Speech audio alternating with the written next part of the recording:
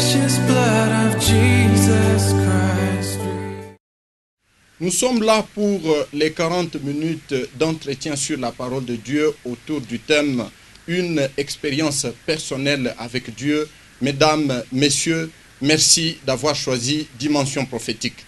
Une église locale est une assemblée de croyants qui professent leur foi dans le Seigneur Jésus-Christ et qui vivent pour la plupart dans une même cité.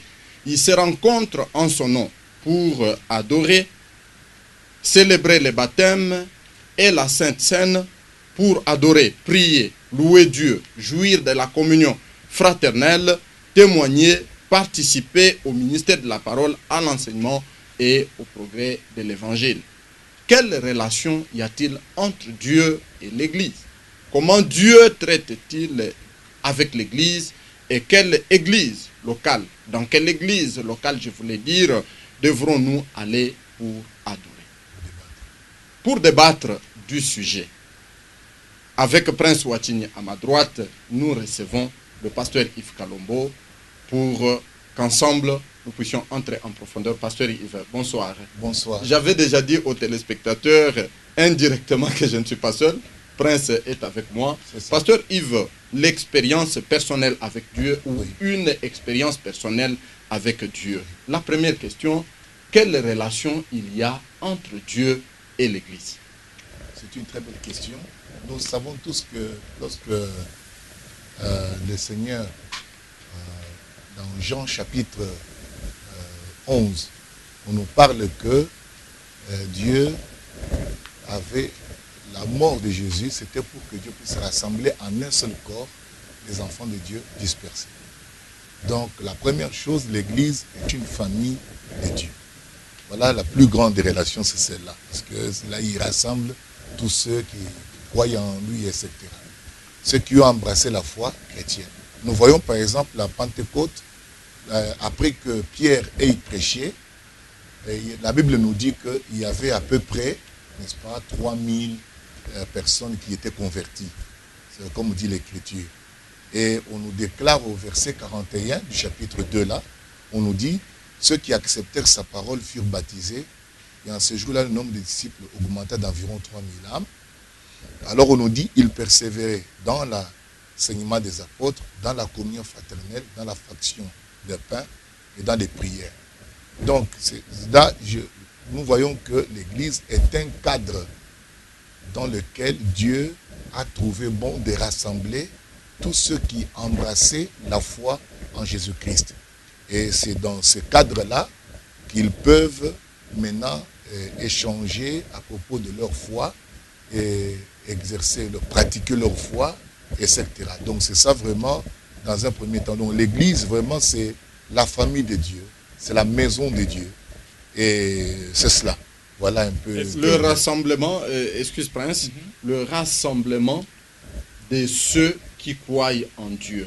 Non, comment Dieu, ces gens qui le rassemblent, comment traite-t-il avec eux? Est-ce que l'appel à ce rassemblement, pasteur, est-ce que c'est un appel collectif? Venez, venez. Comment Dieu traite-t-il avec ces gens qu'il a rassemblés dans son Église? C'est une belle question. Donc, nous disons que l'Église, c'est une assemblée. Comment Dieu les appelle-t-il? C'est d'une façon individuelle. Il traite avec les gens individuellement. Bien que, lorsqu'ils vont venir, ils constituent carrément une assemblée, une communauté. Mais, d'une façon particulière, Dieu traite avec tout un chacun. Donc, il faut que la personne, n'est-ce pas, ait une relation personnelle avec Dieu. Alors, nous savons tous que pour qu'une relation personnelle soit établie entre une personne et Dieu, il faut que cette personne vive l'expérience de la nouvelle naissance. Par cette nouvelle naissance, Dieu devient son Père. Vous voyez, il y a maintenant une relation qui est établie entre l'individu et avec Dieu. Maintenant, cet individu qui a reçu l'Esprit de Dieu, qui est né de Dieu, qui a la nature de Dieu, cette personne, Dieu a choisi un cadre dans lequel il peut évoluer. Alors Dieu rassemble tous ceux qui sont nés de nouveau, tous ceux qui croient en lui, tous ceux qui croient en Jésus-Christ, et ainsi ils évoluent ensemble dans un cadre. Ce cadre est appelé l'église. Ici nous parlons plus de l'église locale. J'allais vous poser la question, vous avez répondu directement. Oui, de l'église locale. Donc ce sont ceux qui croient en Jésus-Christ, ils professent leur foi en Jésus-Christ. La plupart, s'ils vivent par exemple dans une même cité, le secteur comme vous l'avez dit tout à l'heure, ils se rencontrent au nom du Seigneur Jésus pour célébrer le baptême, la Sainte Seine, adorer, prier, et aussi pour participer au ministère de la parole et à l'enseignement ainsi qu'à l'évangélisation, tel que nous le voyons ici. On nous dit qu'ils persévéraient chaque jour dans l'enseignement des apôtres. Parce qu'il faut que ceux-là qui sont nés de nouveau, qui ont accepté cette nouvelle foi, ils doivent grandir. Dieu les met dans une atmosphère qui leur permet justement de grandir, de croître pour atteindre le but pour lequel Dieu les avait appelés. Prince, une intervention? Oui, merci Divin pour la parole. Déjà, tu as posé une question, des questions pertinentes qui a fait que Pasteur Yves puisse aussi soulever des aspects très importants. Oui. Parmi ces aspects, il a dit, à la question de savoir quelle relation y a-t-il entre Dieu et l'Église, il a dit que cette relation consiste à rassembler en un seul corps les enfants de Dieu dispersés. C'est à ce moment-là que je voulais rebondir pour demander au pasteur Yves si ces enfants de Dieu dispersés, ça nous renvoie à une situation géographique où nous pouvons nous dire que cette relation de Dieu avec des enfants de Dieu dispersés vise un coin quelconque du monde, une quelconque race, un groupe particulier, que vous puissiez un peu essayer d'éclaircir autour de ces aspects-là pour la bonne compréhension des enfants de Dieu. Oui, tout à l'heure, c'est une belle question. Tout à l'heure, nous avons dit que dans le passage de Jean, chapitre 11, que j'ai frôlé en passant là, sans donner la référence, on nous déclare que ce n'était pas pour la nation seulement, donc Christ devait mourir, mais c'était aussi afin de réunir en un seul corps les enfants de Dieu dispersés. Donc, ces rassemblements-là, ce n'est pas dans un lieu géographique. Ces rassemblements-là, on dit que en un corps. C'est-à-dire que c'est pour que ces croyants en Jésus-Christ puissent constituer un corps de croyants. Et ce corps de croyants, nous le trouvons, Paul nous expliquait cela ici, dans 1 Corinthiens, chapitre 12, versets 12 et 13, il dit, « Car comme le corps est un à plusieurs membres, et comme tous les membres du corps, malgré leur nombre, ne forment qu'un seul corps, ainsi en est-il de Christ. » Donc, au fait, il montre que le corps là, c'est Christ lui-même. Et il dit, nous avons tous en effet été baptisés dans un seul esprit pour former un seul corps. Soit juif, soit grec, soit esclave, soit libre. Nous avons tous été abreuvés d'un seul esprit. Et puis, au verset 28, il dit, au 27, il dit, vous êtes le corps de Christ. Il dit, chacun, et vous êtes ses membres, chacun pour sa part. Donc, ces rassemblements, c'est pour qu'ils constituent ensemble un corps. Mais ce corps-là, c'est le Saint-Esprit qui le forme. Dieu leur donne le Saint-Esprit. Et c'est ce que nous avons dit que c'est très important de signaler que chaque individu doit avoir une relation personnelle avec Dieu. C'est par cette relation personnelle qu'il reçoit le Saint-Esprit et il devient en même temps membre de ce corps-là. Ceci me permet de vous relancer avec une question. Vous pouvez nous dire, quand est-ce que l'on devient réellement chrétien? Est-ce que dès lors que quelqu'un rejoint un groupe quelconque des croyants, c'est à ce moment-là que la personne en question devient chrétien, ou il y a une expérience à laquelle vous faites allusion? Cette expérience, c'est quelque chose de particulier que la personne doit vivre, doit palper pour enfin se considérer comme un chrétien. Oui. L'expérience, comme nous l'avons dit tout à l'heure, l'expérience est la condition essentielle. Parce que si vous n'avez pas cette expérience, en réalité, vous ne faites pas vraiment partie de cette église-là, corps mystique de Christ. Donc, nous voulons signaler que l'expérience personnelle avec Dieu, il s'agit de faire l'expérience du baptême du Saint-Esprit. Donc, être baptisé du Saint-Esprit. Et nous avons cela au travers de la nouvelle naissance. Quand vous naissez de nouveau et que l'Esprit de Dieu vient en vous, à ce moment-là, vous avez fait une expérience personnelle avec Dieu. C'est-à-dire que vous connaissez Dieu maintenant personnellement et Dieu vous connaît. Parce que Dieu est entré dans votre cœur au travers de cette expérience du baptême du Saint-Esprit. Tu deviens donc carrément un fils de Dieu ou une fille de Dieu si c'est juste une femme. Donc vous êtes en relation avec Dieu. Cette relation personnelle est très importante. Donc Dieu traite avec l'Église, non pas en tant que groupe, il traite avec l'Église en tant qu'individu. Donc chaque individu dans l'Église doit faire cette expérience du Saint-Esprit, naître de nouveau, être rempli du Saint-Esprit, pour que réellement il soit vraiment membre de la véritable Église qui est le corps mystique de Christ. Pasteur, j'ai noté une chose. Vous insistez beaucoup en parlant de cette expérience. Oui. Vous dites une expérience personnelle. Oui. Je me dis, je suis membre d'une église où le pasteur, le conducteur que Dieu a établi à cet endroit, a réellement fait cette expérience avec Dieu. Je prends un deuxième exemple.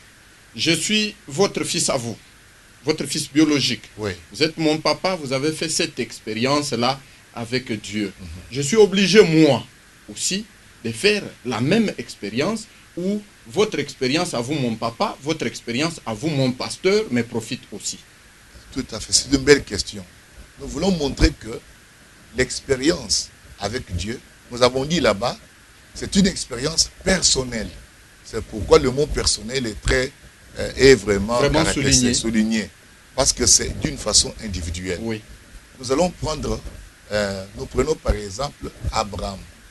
Abraham, il rencontre Dieu seul. Dieu lui parle et il doit quitter son pays et aller dans la terre où Dieu l'avait indiqué. Il a fait une expérience avec Dieu. Lorsque il aura Isaac, Isaac doit faire l'expérience aussi avec le même Dieu, bien que c'est le Dieu de son père, mais lui-même, Isaac, ne connaît pas encore ce Dieu-là.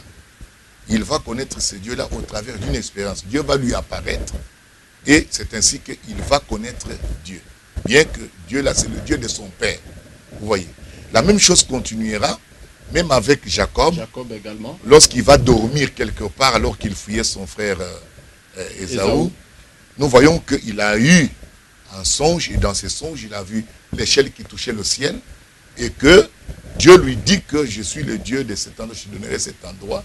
C'est comme ça que Jacob, ce jour-là, il a fait l'expérience avec Dieu. Dieu lui a parlé et dès lors, Jacob était devenu attentif, il savait qu'il existait un Dieu et qu'il communiait avec lui, etc. Donc, dans toute la Bible, nous voyons que ceux qui ont été avec Dieu, ils avaient une expérience personnelle avec Dieu. Nous voyons Moïse, il rencontre Dieu alors qu'il était parti faire paître le troupeau de Jéthro, son beau-père. Nous voyons, il rencontre la colonne de feu. Vous voyez, et Dieu lui parla dans le feu, etc. Il a fait cette expérience et il a connu Dieu au travers de cette expérience. Et nous pouvons continuer comme ça. Il y a beaucoup de gens dans la Bible. Nous prenons par exemple le prophète Samuel. Samuel, sa mère l'avait laissé au temple pour grandir là parce qu'il avait consacré. Mais un jour, Dieu est venu parler à Samuel. Quand il parlait, Samuel croyait que c'est Élie le sacrificateur qui l'appelait. Pourtant, ce n'était pas le cas. Élie le sacrificateur a compris que Dieu est en train d'appeler cet enfant. Et puis il lui a dit que cette fois-ci, quand tu entendras, on t'appelle, dis, parle Seigneur, ton serviteur t'écoute. Et quand il a dit ça, alors pour la première fois, Dieu a parlé à Samuel. Samuel a reçu la révélation. Et le lendemain matin, il devait raconter ça à le sacrificateur Élie. Donc, dans toute la Bible, et nous voyons maintenant que même les apôtres, ils ont eu l'expérience à Pentecôte. C'est lorsque vraiment ils ont eu l'expérience à Pentecôte qu'ils ont reçu le Saint-Esprit. Chacun d'eux a fait l'expérience du Saint-Esprit. C'est ainsi que chacun d'eux, à partir de ce moment-là, a fait une expérience spirituelle avec Dieu. Ils ont maintenant une relation personnelle avec Dieu. Dieu est en eux. Dieu leur parle et aussi l'entendent et ils communient avec lui. Et c'est ça que Dieu veut avoir comme relation avec chaque fidèle qui se trouve dans l'église.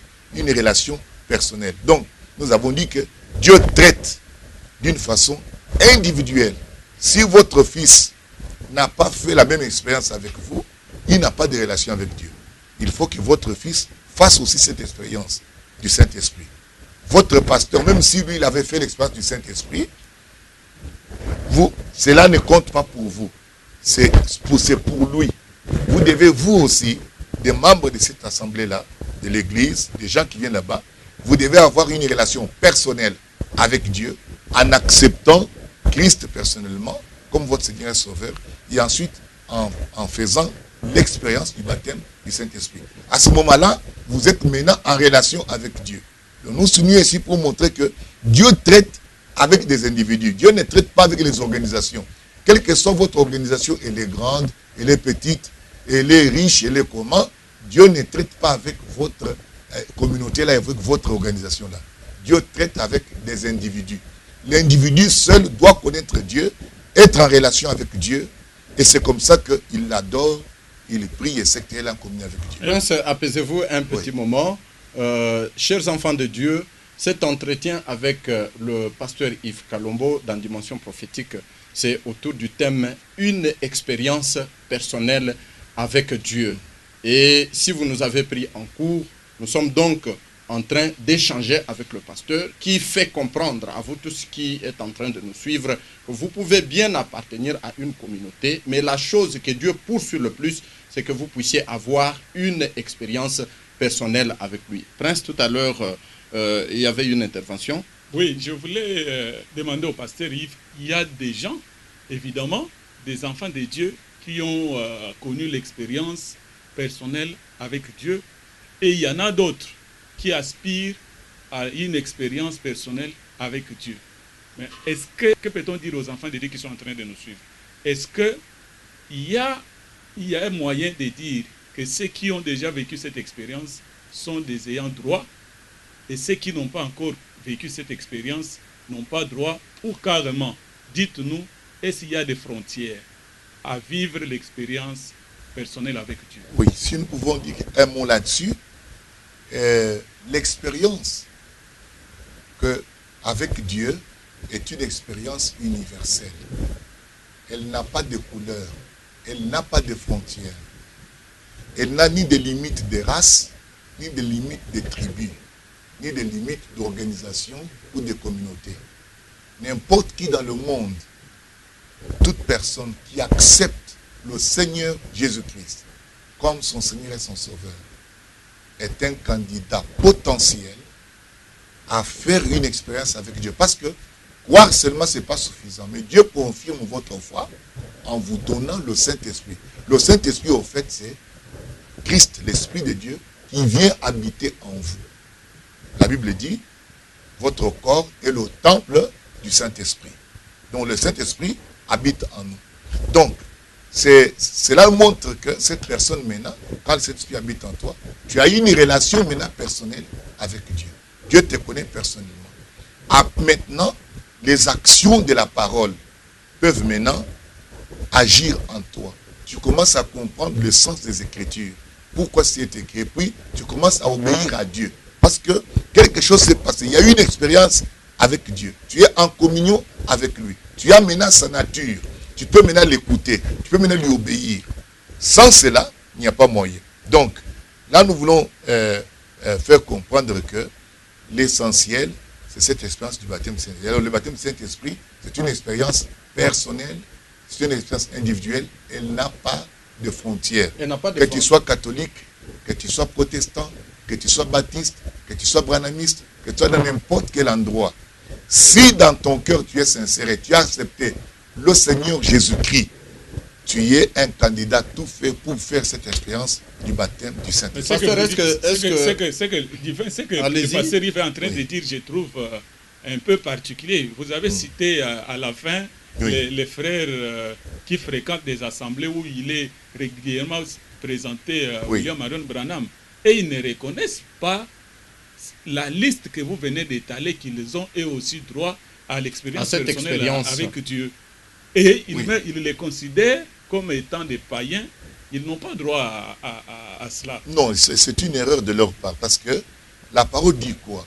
Lorsque Pierre a prêché à Pentecôte, dans Actes chapitre 2, verset 38, il a dit clairement, Pierre leur dit, répentez-vous, que chacun de vous soit baptisé au nom de Jésus-Christ, à cause du pardon de vos péchés, et vous recevrez le don du Saint-Esprit. Si cette personne-là a cru, et qu'elle est baptisée au nom de Jésus-Christ, selon la Bible, Dieu lui a promis le baptême du Saint-Esprit. Donc, que tu appartiennes à n'importe quel groupe, là n'est pas le problème de Dieu. Le problème de Dieu, c'est que toi, tu puisses te repentir, tu acceptes Jésus-Christ comme Seigneur Sauveur, tu es baptisé en son nom. Automatiquement, Dieu va te donner le Saint-Esprit. Donc la promesse, c'est pour tout le monde. La Bible dit que c'est Jésus qui dit, celui qui croit en moi, les sources d'eau couleront de son sein. La Bible dit, il parlait de l'Esprit que devaient recevoir ceux qui croiraient en lui. Pas ceux qui seront dans tel groupe, ceux qui seront dans telle organisation, ceux qui seront dans tel pays. Non, non, non. Nous voyons que c'est une expérience qui est universelle. Cette expérience n'a pas de frontières, n'a pas de limites de race, de tribus, il n'y en a pas. Cette expérience n'a pas de limites, de frontières, pasteur. Est-ce que cela signifie que lorsque je suis adepte d'une communauté qui est géographiquement située je peux dire, à Binza-Pompage, par exemple, oui, et que j'habite Massina, et vous voyez tout ce que cela me demande pour quitter Massina et venir à mon assemblée. Mais je me retrouve qu'un jour de culte, je n'ai pas de liquidité, je n'ai pas de ressources suffisantes pour faire la distance que je fais habituellement de Massina. Est-ce que cela signifie que je regarde tout autour? Mon pasteur n'est pas venu ouvrir une assemblée dans la contrée où moi je vis. Mais il y a une église catholique, il y a une église ceci, cela autour de moi. Est-ce que je reste à la maison ou bien je fais quoi dans ces conditions-là? Non, on ne reste pas à la maison. Nous avons dit, les chrétiens, il y a un cadre dans lequel Dieu veut que les chrétiens évoluent. C'est-à-dire que quand vous avez embrassé la foi chrétienne, vous ne pouvez vous réunir qu'avec ceux qui ont embrassé la même foi que vous, les chrétiens. Vous vous réunissez avec eux, s'ils prient Jésus-Christ, bien sûr que les chrétiens ont leur fondement, ils se réunissent au nom de Jésus-Christ, ils adorent Jésus-Christ, etc. Encore faut-il souligner que ce n'est pas facile de savoir qui ont embrassé la même foi que vous. Non, il y a moyen de le voir, parce que vous n'allez pas cacher, parce que la foi, on va la professer. Alors, je m'avais donné une écriture pour vous montrer un peu dans quel cadre nous parlons. Je prends 1 Corinthiens, chapitre 1er, et je m'en vais lire au verset 2. Il est écrit ceci. À l'église de Dieu qui est à Corinthe, à ceux qui ont été sanctifiés en Jésus-Christ, saints par vocation, et à tous ceux qui invoquent en quelque lieu que ce soit, le nom de notre Seigneur Jésus-Christ, leur Seigneur est le nôtre. Vous voyez, donc, quand il écrit la lettre, il nous dit que c'est à tous ceux qui sont sanctifiés en Jésus-Christ. Donc, tout celui qui a cru en Jésus, qui a été sanctifié en Jésus-Christ, Paul dit par exemple que cette lettre les concerne. Et il ajoute, il dit, et en quelque lieu que ce soit, n'est-ce pas? Là où le nom du Seigneur est invoqué, on dit que, et tous ceux qui invoquent, en quelque lieu que ce soit, vous voyez, n'importe où, le nom du Seigneur Jésus-Christ, notre Seigneur, vous voyez, leur Seigneur est le nôtre. Donc, Paul n'a pas fait de séparation. Il a montré que les chrétiens sont un. Ils sont unis. Ça signifie que les chrétiens sont appelés à se réunir pour partager leur foi qu'ils ont embrassée ensemble.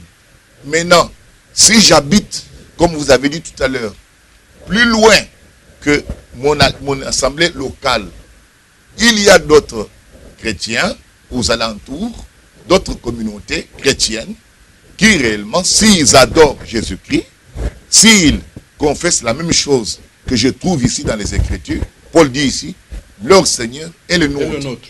Donc, s'ils élèvent Jésus, il est recommandé aux chrétiens de s'associer avec ceux qui ont embrassé la même foi que lui et d'adorer ensemble. Parce que dans le cadre-là, que vous pouvez être édifié, vous pouvez échanger, vous pouvez recevoir l'enseignement et témoigner et amener, et vous êtes édifié en écoutant les témoignages des autres. Vous voyez. Donc, ceci est capital que... C'est-à-dire que l'unité de la foi dépasse les limites des communautés, des assemblées. Affirmatif, c'est très bien dit. Donc, l'unité de la foi transcende carrément, n'est-ce pas, les limites des organisations, des races, des tribus, etc. Quelle que soit la personne, même s'il est de quelle tribu, s'il a accepté le Seigneur Jésus-Christ, voyez-vous cela, et qu'il adore Jésus, il est mon frère. Nous avons le même Père. Qui ça? Christ. Parce qu'il a fait la nouvelle naissance. Que vous preniez n'importe qui, n'importe quelle tribu, vous prenez un pygmée, vous prenez un Laotien, n'importe qui, s'il a fait l'expérience du Saint-Esprit et qu'il est né de nouveau, il est mon frère. Pourquoi? Parce que nous avons le même Père. Notre Père, maintenant, ce n'est plus un Père naturel, c'est le Père céleste qui est Dieu lui-même. Donc, cela montre que nous sommes un. Et nous pouvons nous rencontrer, nous pouvons adorer, nous pouvons prier. Et c'était comme ça qu'étaient les chrétiens. Les communautés chrétiennes étaient comme cela. Et aujourd'hui, nous ne devons pas favoriser la haine.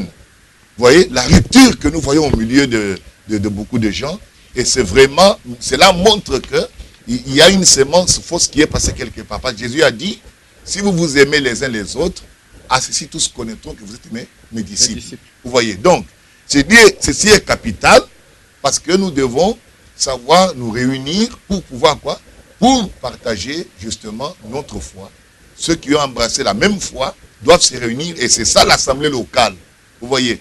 Maintenant, c'est de faire attention que ne vous limitez pas seulement à aller joindre une église, l'assemblée locale. Il faut que tu sois quelqu'un qui ait fait une expérience personnelle avec Dieu au travers du baptême du Saint-Esprit. Parce que seul à ce moment-là, tu es compté dans la rédemption. C'est à ce moment-là, s'il y a l'enlèvement, alors tu seras enlevé. Pasteur, ça sera alors l'occasion ou jamais de vous poser la question de savoir est-ce que l'œcuménisme, c'est l'expression de ce projet de Dieu de rassembler ses enfants en un seul corps? L'œcuménisme n'est pas le projet de Dieu. L'œcuménisme, ça, c'est les hommes qui veulent unir toutes les religions.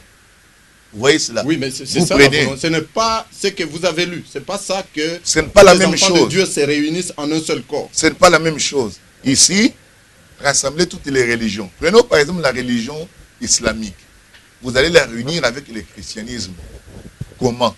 Vous prenez le bouddhisme. C'est un mariage contre nature. Vous prenez le bouddhisme, etc. C'est-à-dire que ce que professe le christianisme est de loin différent de ce que professe l'islam, de ce que professe le bouddhisme ou d'autres encore, ou l'animisme ou d'autres religions. Vous voyez? Donc ce n'est pas la même chose. Mais ici, quand on parle de l'unité dont on parle ici, c'est l'unité entre nous et Dieu. Il faut que l'homme et Dieu soient unis. Et cette unité-là ne peut se faire que par l'esprit. Dieu a pris son esprit, il a mis en nous. Et par la nouvelle naissance, nous sommes devenus un avec lui. Maintenant, ceux qui ont le Saint-Esprit, ils sont un avec Dieu, même s'ils ne sont pas au même endroit géographique.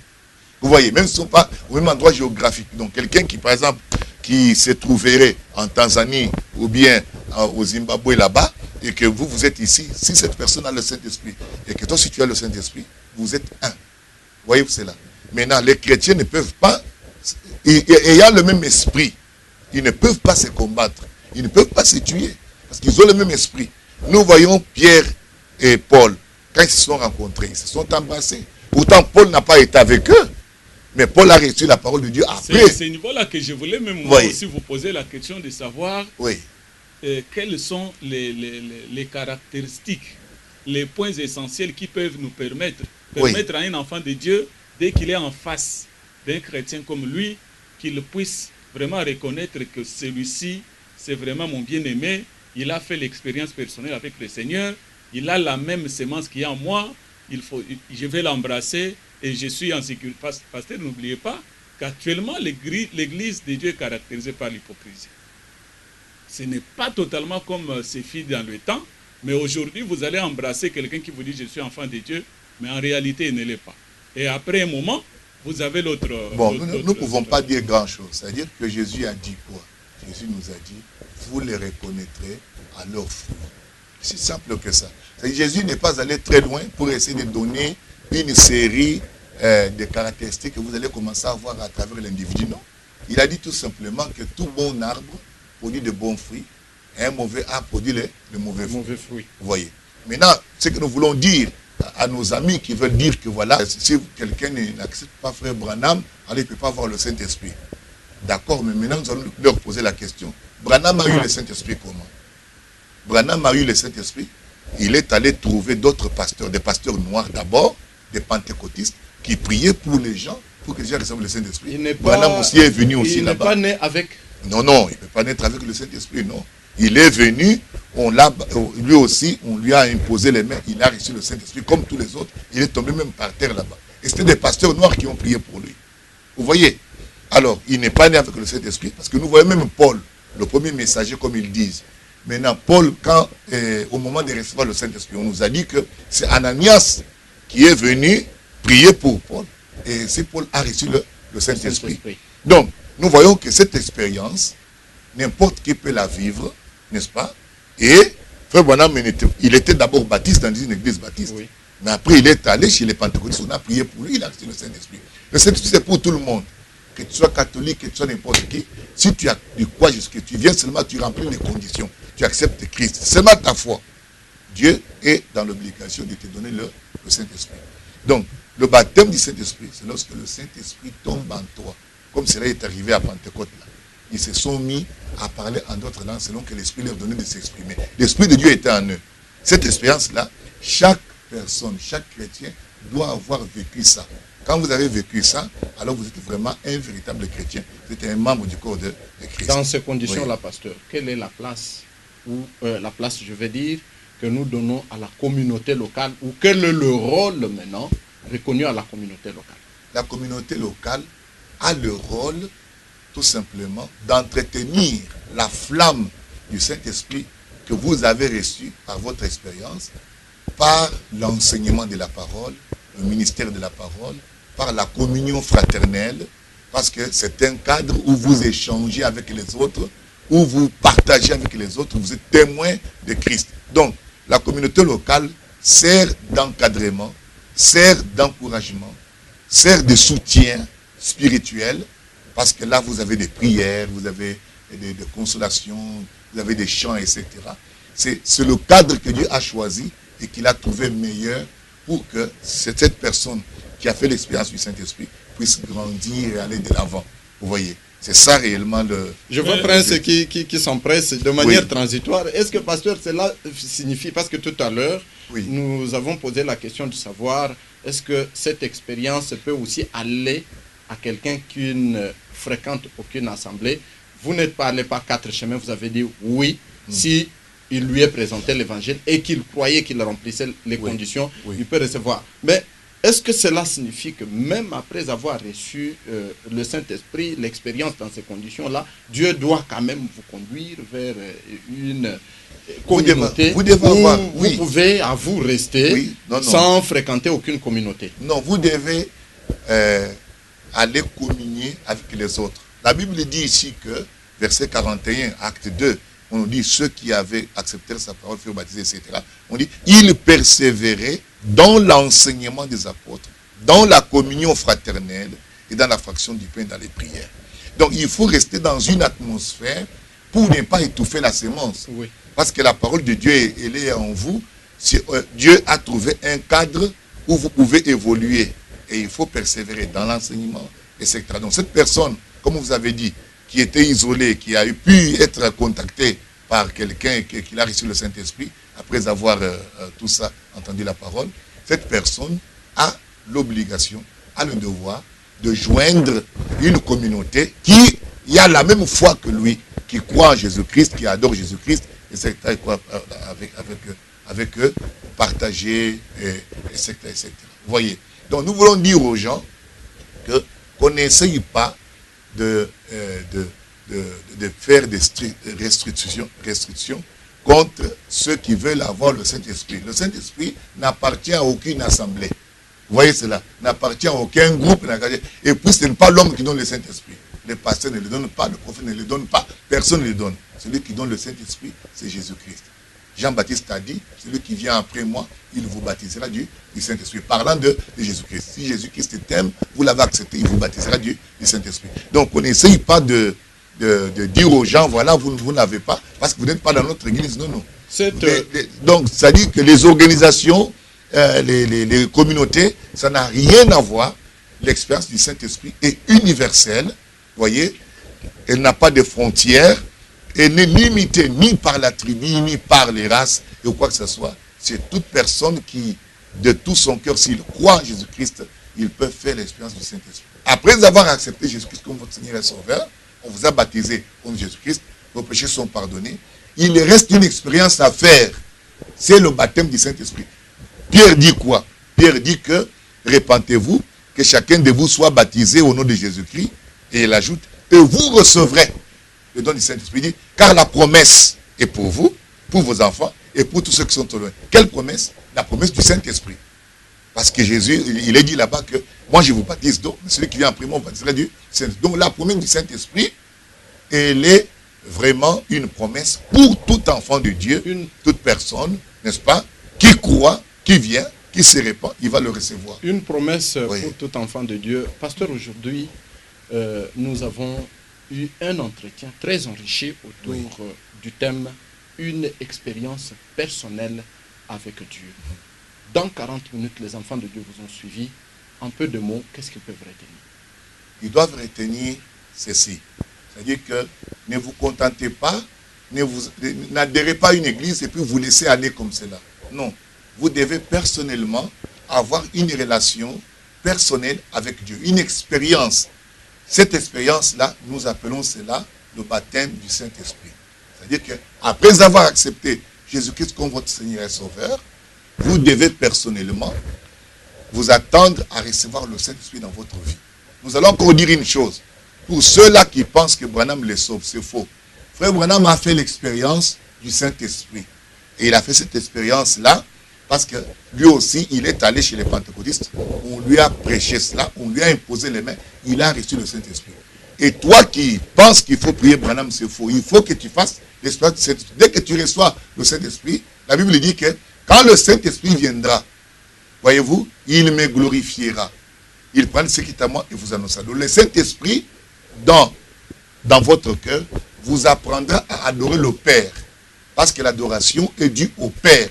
Et le Père céleste, lui-même, c'est lui que nous devons adorer. Non pas Branham, non, non. Vous devez faire l'expérience du Saint-Esprit. Parce que Branham ne baptise pas du Saint-Esprit. Jésus baptise du Saint-Esprit. Donc, nous avons voulu dire l'expérience personnelle avec Dieu est nécessaire.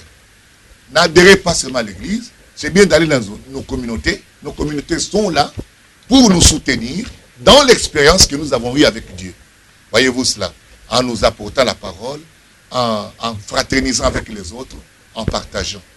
Mais l'essentiel, c'est que chacun doit avoir une relation personnelle avec Dieu et que tout le monde doit savoir, Dieu ne traite pas avec les organisations, Dieu ne traite pas avec nos groupes, Dieu traite avec les individus. C'est l'individu qui est concerné. Que le Seigneur vous bénisse richement. Voilà. C'est l'individu qui est concerné et cela n'est pas tombé dans les oreilles des sourds de précisions détails apportées par le pasteur Yves par rapport à la thématique de notre programme de ce jour, Dimension prophétique, une expérience personnelle avec Dieu. Je me charge au nom des téléspectateurs, pasteur Yves, de vous dire merci, pour toutes ces interventions et également à Prince Watini. Votre participation a aidé à apporter toute la lumière. Merci. Bien-aimés, ce que Dieu attend de vous, c'est ce que vous fassiez une expérience personnelle avec lui. Et cela n'a rien à voir avec les communautés. C'est bien de fréquenter telle ou telle autre communauté, mais ce n'est pas cela qui compte. Le regard de Dieu est porté sur vous pour que personnellement, vous puissiez faire une expérience avec lui. Et c'est sur la base de cette expérience que Dieu traite avec vous individuellement et non pas en tant que communauté. Que notre Dieu vous bénisse richement. Continuez à nous suivre. Ces produits sont postés sur notre page YouTube. Vous pouvez aussi sur votre Facebook taper Dimension prophétique, une page où vous trouverez toutes les informations nécessaires avec ce programme Bien-aimés dans le Seigneur, nous avons été aidés par le groupe de Logos Fontaine pour que ces images puissent vous parvenir dans vos maisons. Nous leur disons donc merci et nous demandons du ciel une abondante bénédiction pour tout celui qui a travaillé. Que Dieu vous bénisse richement. Une fois de plus, nous et vous, nous nous rencontrons au prochain numéro de Dimension prophétique. Que notre Dieu vous bénisse et bye bye.